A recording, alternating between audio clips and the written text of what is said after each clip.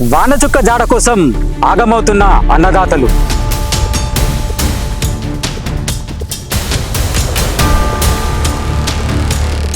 ప్రపంచాన్నే భయపడుతున్న ఎల్నినో.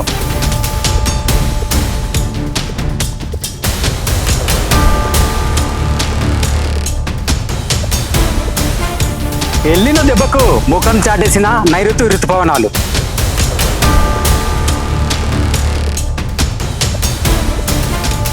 వర్ణదేవ కరుణించంటూ ఆకాశం వైపు ఆర్తిగా చూస్తున్న రైతన్నలు.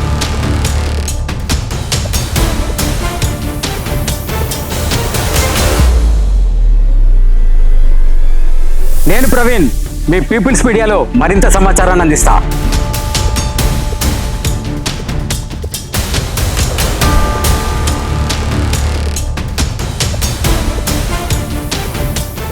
Hi friends, welcome to People's Media. El Nino ఇప్పుడు ప్రపంచాన్నే భయపడుతున్న పరిస్థితులు. అయితే రాబోయే రోజుల్లో ఎల్నినో మరింత బలపడుతుందని చెప్తున్న రోజులు ఇవి.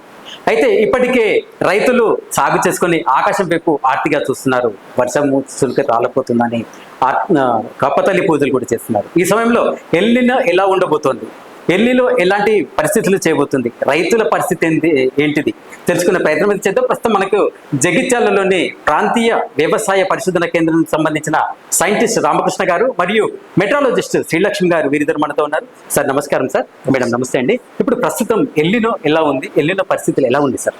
ప్రస్తుతం ఎల్నినో పరిస్థితి చూసుకున్నట్లయితే దీన్ని భారత వాతావరణ విభాగం వారు సూపర్ ఎల్నినోగా పరిగణించడం జరిగింది. ఇదేంటంటే మనకి పెసిఫిక్ మహాసముద్రం యూజువల్లీ దాని సముద్రం ఉపరితల ఉష్ణోగ్రత 21 నుంచి 27 డిగ్రీల సెల్సియస్ ఉంటుంది సాధారణ. ఇది 2 డిగ్రీల సెల్సియస్ కన్నా ఎక్కువగా నమోదైనప్పుడు దీన్ని ఎల్నినో కండిషన్స్ గా మనము పరిగణిస్తాము మెట్రాలజిస్ట్ క్లాసిఫికేషన్ లో. సో ప్రస్తుతం 2 డిగ్రీల సెల్సియస్ దీని పెసిఫిక్ మహాసముద్రం సీ సర్ఫేస్ టెంపరేచర్ అనేది పెరగడం జరిగింది. సో దీనివల్ల మనకి ఏషియా మన దీనికి కానీ మరి ఆస్ట్రేలియా కానీ దీనివల్ల మనకి ఈ రెయిన్ఫాల్ సిచ్యువేషన్స్ అనేవి చాలా డెఫిషియెంట్ సిచ్యువేషన్స్ ఏర్పడతాయి. మనకి ఇప్పుడు ఏషియాటిక్ మన ఇండియా వచ్చింది ఏషియా కింద కాబట్టి మనకి ఈసారి డెఫిషియెంట్ రెయిన్ఫాల్ సిచ్యువేషన్ ఉంటుంది. సో మనకి ఇప్పుడు ప్రస్తుతం మనం వెదర్ ఫోర్కాస్ట్ చూసుకున్నట్లయితే లాంగ్ రేంజ్ వెదర్ ఫోర్కాస్ట్ చూసుకున్నట్లయితే మనకి ఈ ఆగస్టు సెప్టెంబర్ వరకు కూడా మనకి వర్షాభావ పరిస్థితులు ఉన్నాయి. ప్రస్తుతం మనకు ఉత్తర తెలంగాణ మండలం చూసుకున్నట్లయితే 44% వరకు మనకి లోటు వర్షపాతం అనేది నమోదైంది. సో ఇది రాను మనకి సెప్టెంబర్ వరకు ఇంటెన్సిఫికేషన్ అనేది పెరగడం జరుగుతుంది. సో దీని తీవ్రతతో మనకి ఇండియన్ ఓషన్ డైపోల్ మూవ్మెంట్ అని ఉంటుంది. దీంతో మనకి ఏంటంటే అక్టోబర్లో మనకి బంగాళాఖాతంలో ఉండనివ్వండి, అరేబియా సముద్రంలో ఉండనివ్వండి, మనకి లో ప్రెషర్ ఏరియాస్ అనేవి ఉపరితల ఆవర్తనాలు ఏర్పడడం జరిగి దీంతో మనకి అక్టోబర్లో కొద్దిగా ఈ వర్షాలు అనేవి సంభవించే అవకాశం ఉంది. అంటే ఎల్నినో ప్రభావం ఎంతవరకు ఉండబోతుంది అసలు? తీవ్రత అనేది ప్రస్తుతం పెరిగింది సార్. మనకి ఆగస్టు సెప్టెంబర్ ఇప్పుడు ఈ జూలై మాసము ఇప్పుడు ఈ 2 రోజులు చూసుకున్నట్లయితే మనకి పూర్తి తెలంగాణ మండలానికి అక్కడక్కడ తేలికపాటి నుంచి మోస్తరు వర్షాలు, అలాగే ఉత్తర తెలంగాణ మండలానికి మనకి మోస్తరు వర్షం ఉంది. ఇదేంటంటే రీసెంట్ గా మనకి బంగాళాఖాతంలో ఏర్పడిన అల్పపీడన ప్రభావంతో మనకి ఉత్తర తెలంగాణ మండలంలోని ఆదిలాబాద్, నిర్మల్, జగిత్యాల, కామారెడ్డి, నిజామాబాద్, అలాగే పెద్దపల్లి, కరీంనగర్, అలాగే మధ్య తెలంగాణ మండలాలు చూసుకున్నట్లయితే ములుగు, జయశంకర్, భద్రాద్రి కొత్తగూడెం వీటికి మాత్రం ఇవాళ ఎల్లో అలర్ట్ జారీ చేయడం జరిగింది. దీంతో ఉరుములు, మెరుపులు మరియు బలమైన ఈదుగాలు 50 నుంచి 70 కిలోమీటర్ల వేగంతో మనకి తేలికపాటి నుంచి మోస్తరు వర్షాలకి 2 రోజుల్లో సంభవించే అవకాశం ఉంది. జూలై చివరి మాసం వరకు మనకి అక్కడక్కడ తేలికపాటి వర్షాలు చిరుజల్లు కురిసే అవకాశం ఉంది. మళ్ళీ అలాగే ఆగస్టు సెప్టెంబర్ మాసాల్లో కూడా మనకి బెట్ట వాతావరణ పరిస్థితులు, పొడి వాతావరణం పెట్టుకునే సిచ్యువేషన్ ఎక్కువగా ఉంది. అయితే మేడం ఇప్పుడు మెయిన్ స్ట్రీమ్ మీడియా కావచ్చు, అంటే ప్రధాన ఛానల్ కావచ్చు, ఇప్పుడు సోషల్ మీడియా కావచ్చు, అల్పపీడనం బలపడుతుంది, 7.3 కిలోమీటర్ల ఎత్తులో ఇది ద్రోణి ఉంది, ఇది యాక్చువల్లీ ఈ 2 గంటల్లో వర్షాలు పడబోతున్నాయి, 3 గంటల వర్షాలు పడబోతున్నాయి, అది చెప్పడం వరకే సరిపోతుంది. ఇప్పుడు అయితే వర్షం ఇక్కడ కురిసిన దాఖలాలు లేవు సార్. అంటే ఉత్తర తెలంగాణలోనే, అంటే ప్రధానంగా ఉమ్మడి కరీంనగర్ జిల్లాలు తీసుకుంటే అసలు ఇది ఇలా ఎందుకు జరుగుతుంది సార్?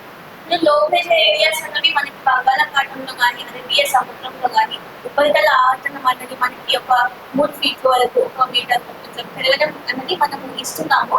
సిచ్యువేషన్. కానీ ఎల్నినో ప్రభావంతో ఈ పెసిఫిక్ మహాసముద్రపు ఉపరితల ఉష్ణోగ్రత, సముద్రపు ఉపరితల ఉష్ణోగ్రత ఏదైతే పెరిగిందో దీనివల్ల మనకి రెయిన్ఫాల్ ప్యాటర్న్స్ అనేవి చేంజెస్ అవుతాయి అన్నమాట.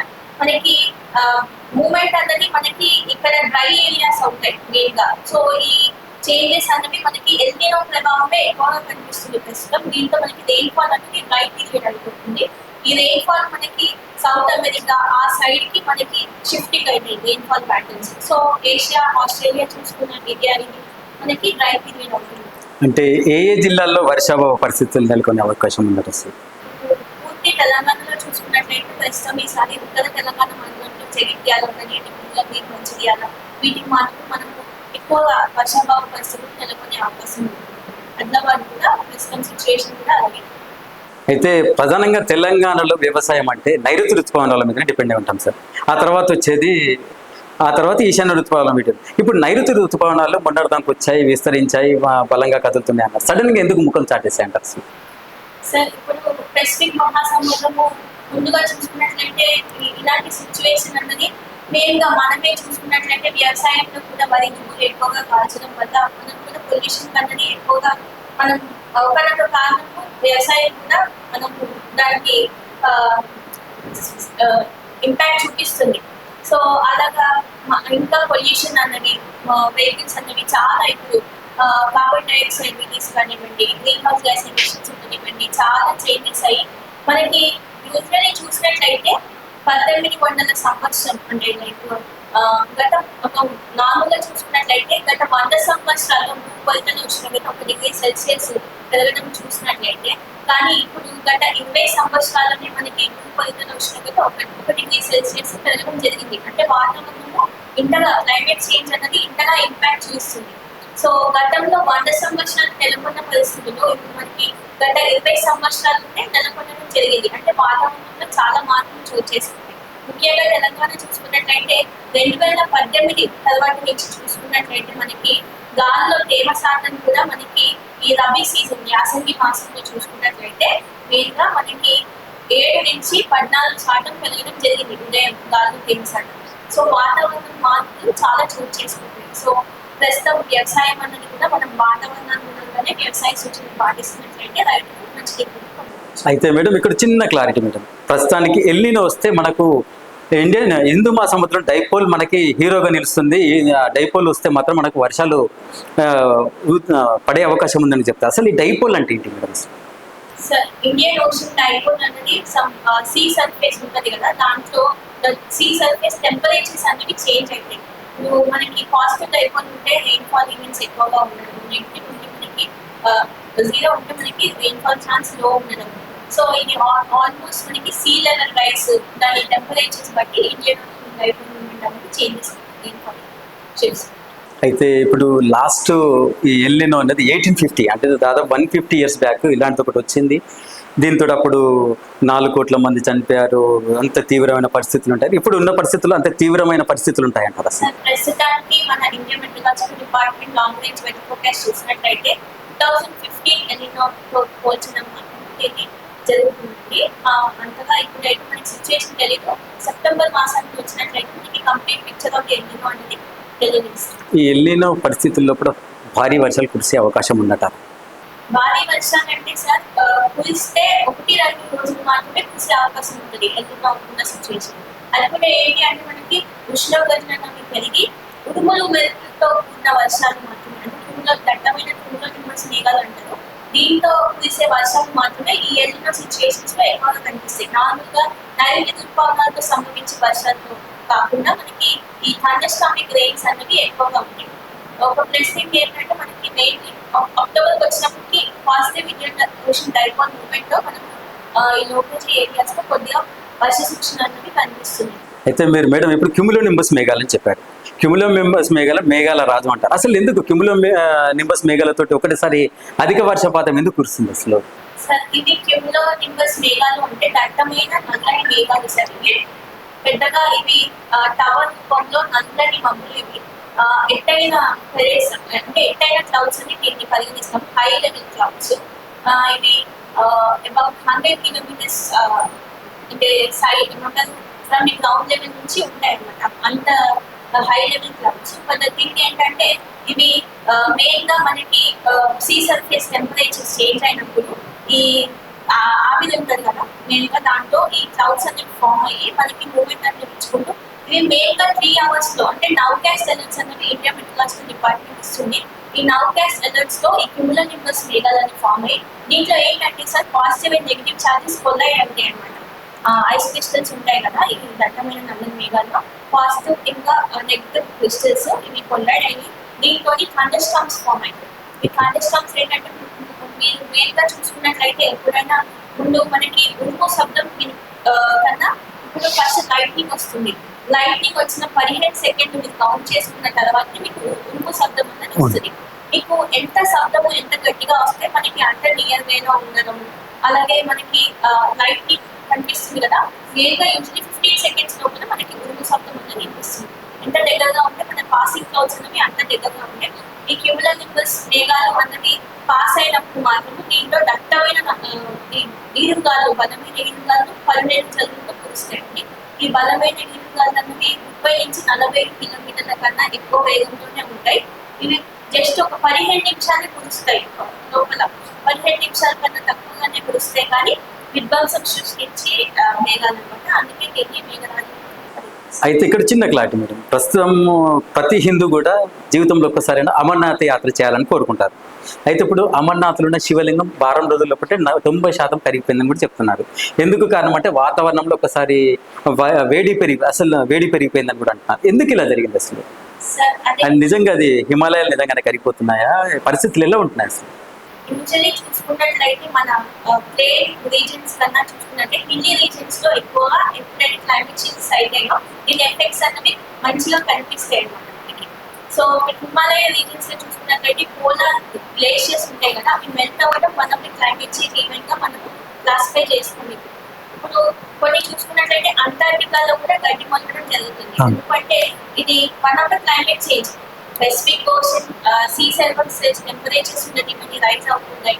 అలాగే మనకి గ్లోబల్ ఎర్త్ సర్ఫేస్ టెంపరేచర్స్ కానీ గత 20 సంవత్సరాలు చూసుకున్నట్లయితే వాతావరణం చాలా మారింది. అలాగే inter government panel on climate change IPCC every 5 years కి మనది ఒక గ్లోబల్ రిపోర్ట్ అన్నది మనకి మినిస్ట్రీ ఆఫ్ ఎర్త్ సైన్స్ ఉంటుంది, అది meteorological department, world meteorological organization release చేస్తుంది ఎవ్రీ 5 years. దీంట్లో మనం చూసుకున్నట్లయితే as per the climate change coming years లో కూడా మనకి ఎల్నినో ఈవెంట్స్ పెరుగుతాయి. అలాగే లానినో ఈవెంట్స్ ఉన్నట్లయితే heavy rainfall frequency number పెరుగుతుంది. అలాగే మనకి ఏమంటారు వర్షాభావ పరిస్థితులు ఎక్కువగానే ఉంటాయి. బై 2050 కూడా due to the climate change ఈ కోస్టల్ రీజన్స్ ఏవైతే ఉంటాయో Mumbai will be under water by 2050. అలాగే some reasons of the west Bengal ఉండనివ్వండి, ఒరిస్సా ఉండనివ్వండి, some reasons will be under water అని యూజువల్లీ ఈ క్లైమేట్ మోడలింగ్ మనం మెట్రాలజిస్ట్ కాబట్టి యూజువల్లీ ఇప్పుడు public modelling the comparison project అంటే సిమిప్ అంటారు. ఈ సిమిప్ క్లైమేట్ మోడల్స్ కూడా ఇండియన్ మెట్రాలజికల్ డిపార్ట్మెంట్ యూజ్ చేసి మనకి క్లైమేట్ చేంజ్ ఫ్యూచర్ ఎలా ఉండబోతుంది బై 2050 ఉండనివ్వండి, by end of 21st century ఉండనివ్వండి, క్లైమేట్ చేంజ్ అన్నది క్లాసిఫై చేసి ప్రిడిక్షన్స్ అన్నవి రిలీజ్ చేస్తుంది IPCC every 5 years. అయితే ఇప్పుడు వర్షాలు తక్కువ పడంతో భూగర్భ జలాలపై పరిస్థితి ఎలా ఉండబోతుంది? భూగర్భ జలాల ప్రభావం ఎంత ఉండబోతుంది అసలు? సార్ ఇప్పుడు లాస్ట్ చూసుకున్నట్లయితే ఈ గ్లేషియర్ ఏమంటారు మనకి వాటర్ లెవెల్స్ ఉంటాయి కదా, గ్రౌండ్ వాటర్ లెవెల్స్, ఇవి అక్విఫర్స్ అన్నవి ఎవ్రీ 7 years కి చేంజ్ అవుతుంటాయి వాటర్ టేబుల్ అన్నవి. సో మనకి యాజ్ ఆల్రెడీ చెప్పినట్లయితే 2018 నుంచి మనకి చాలా క్లైమేట్ చేంజ్ చూస్తున్నాం మనం. సో 2022 మనం చూసుకున్నట్లయితే హెవీ రైన్ఫాల్ ఫ్లడ్స్ కూడా సిచ్యువేషన్స్ ఉన్నాయి. సో ప్రస్తుతం ఈ ఎల్నినో చూసుకున్నట్లయితే ఈసారి ఆల్రెడీ గ్రౌండ్ వాటర్ లెవెల్స్ కొద్దిగా తగ్గడం జరుగుతుంది. మనకి ప్రస్తుతం SRSP ఉండనివ్వండి, దీనివల్ల మనకి ఇప్పుడు కమింగ్ 2 months కే సరిపడా డ్యామ్స్ లో కానీ వాటర్ ఉండడం ఉంటుంది. Only for drinking water purpose అని కూడా మనకి డిపార్ట్మెంట్ ఆఫీషియల్స్ చెప్తున్నారు. So if at all this will be continued మనకి కొద్దిగా ఈ లెవెల్స్ అన్నవి తగ్గుతాయి, 10% తగ్గుతాయి. సార్ ఇలాంటి పరిస్థితుల్లో కూడా మేడం చెప్తున్నారు భూగర్భ జలాలు అడుగడిపోయాయి, వర్షాలు విడ్డ వర్ష పరిస్థితులు ఉన్నాయి. ఇలాంటి పరిస్థితుల్లో కూడా రైతులు ఎలాంటి పంటలు ఎంపిక చేస్తే బాగుంటుంది అనుకుంటున్నారు? ఇప్పుడు మనకు వాటర్ లెవెల్స్ అనేవి తగ్గుతూ ఉన్నాయి కదా. మనకు లాస్ట్ మేలో చూస్తే అంటే 26 మేలో మనకు 6 మీటర్స్ ఉంది గ్రౌండ్ వాటర్ టేబుల్. జూన్లోకి వచ్చేసరికి 6.43 అయింది, జూలైలోకి వచ్చేసరికి 8.5 అయింది. ఇప్పుడు ఆగస్టులో మనకు 9.36 వరకు కూడా, అంటే మంత్లీ కానీ ఎవ్రీ 15 డేస్కి ఒకసారి మనం చూసినా కూడా ఆ గ్రౌండ్ వాటర్ టేబుల్ అనేది ½ ద మీటర్ నార్మల్గా తగ్గిపోతుంది మనకి. ఓకే. సో ఈ కండిషన్స్లో మనకు అంటే మనకు ఓపెన్ వెల్స్ మాత్రం మోస్ట్లీ డ్రై అయిపోవడానికి స్కోప్ ఉన్నది మనకు. Sir even July, August and సెప్టెంబర్లో కూడా మోస్ట్లీ మనకు ఇలాంటి కండిషన్సే లైక్లీ టు బి కంటిన్యూడ్ అన్నట్లు ఉన్నాయి. సో ఈ కండిషన్స్లో మనకు ఎక్కడైతే అష్యూర్డ్ ఇరిగేషన్స్ అంటే కంపల్సరీ నీటి వసతి ఉన్నది అన్న కండిషన్స్ ఉంటే మాత్రమే వరి సాగుకి ముందుకు వెళ్లాల్సి ఉంది రైతులు. మనం ఏం చెప్తున్నామంటే ప్రస్తుతానికి వీలైతే వరిని తగ్గించండి, లేదైతే అసలే వేయకండి అని గవర్నమెంట్ అయినా అదే చెప్తుంది, యూనివర్సిటీ నుంచి మనం కూడా అదే చెప్తున్నాం. ఎందుకంటే ఆ ఉన్నటువంటి కొంచెం నీరుని మనము వరికి మాత్రమే వినియోగిస్తే మిగిలిన పంటలు పండడానికి స్కోప్ చాలా తక్కువ ఉంటుంది. సో ఆ వరికి వాడే వాటర్ని ప్రత్యామ్నాయ పంటలకు మళ్లించినట్లయితే దాదాపుగా మనం 2 నుంచి 3 రకాలు, మినిమం 4 రకాల పంటలు కూడా పండించుకోవచ్చు. కూరగాయ పంటలు అయితే ఇంకా ఒక 10 గుంటల్లో కూడా 10 రకాల పంటలు పండించే ఛాన్సెస్ ఉన్నాయి. సో ఇంకోటి వాటికి డిమాండ్ కూడా బాగానే ఉంది. సో అందుకే ఈ కండిషన్స్లో మనము వరి వీలైతే తగ్గించండి, లేదైతే అసలే వేయకండి అనే కండిషన్స్ కింద మనము చెప్తున్నాము. ఇప్పుడు మనకు ప్రత్యామ్నాయ పంటలు అన్నారు కదా, ప్రత్యామ్నాయ పంటలు అంటే మనకు ప్రస్తుతానికి కంది కానీ, జొన్న కానీ, తర్వాత రాగి కానీ, సజ్జ కానీ, తర్వాత మనకి ఇంకా మినుము కానీ, పెసర కానీ, తర్వాత ఆగస్టు 15 తర్వాత అయితే మనకు దగ్గరగా అంటే సెసామ్ అంటే మనకు నువ్వులు, ఇవన్నీ కూడా మనకు ప్రస్తుతం ఉన్న వాతావరణ పరిస్థితుల్లోకి వీటి యొక్క ప్రత్యేకత ఏంటంటే వీటిని ఈవెన్ మిల్లెట్స్, చిరుధాన్యాలు అంటాం కదా, చిరుధాన్యాలు ఏంటంటే ఇవి క్లైమేట్ రెసిలియంట్ క్రాప్స్ అంటాం. వాతావరణ మార్పులకు అనుకూలంగా వాటి జీవితకాలాన్ని మార్చుకుని వాతావరణానికి తగ్గట్టుగా బిహేవ్ చేస్తూ ఎంతో కొంత మనకు ప్రొడక్షన్ ఇచ్చిపోయేటువంటి లక్షణాలు వాటిలో ఉంటాయి. అందుకనే వీటిని సూపర్ క్రాప్స్ అంటారు. ఈ మిల్లెట్స్ని, చిరుధాన్యాలు అంటే రాగులు, జొన్నలు, సజ్జలు, ఊదలు, అరికలు, సామలు, ఇవన్నీ అంటాం. ఇవన్నీ కూడా కోర్స్ మిల్లెట్స్ అంటాము, స్మాల్ మిల్లెట్స్ అంటాము. ఇవన్నీ కూడా వీటిని super foods, nature food, super foods అంటాం. వీటికి ఆ లక్షణాలు ఉన్నాయి. నేచర్ని తగ్గట్టు ఇవి బిహేవ్ చేస్తూ తమ అంతు పాత్రను పోషించేసి మనకు ఎంతో కొంత దిగుబడి ఇచ్చే పంటలు ఇవన్నీ కూడా.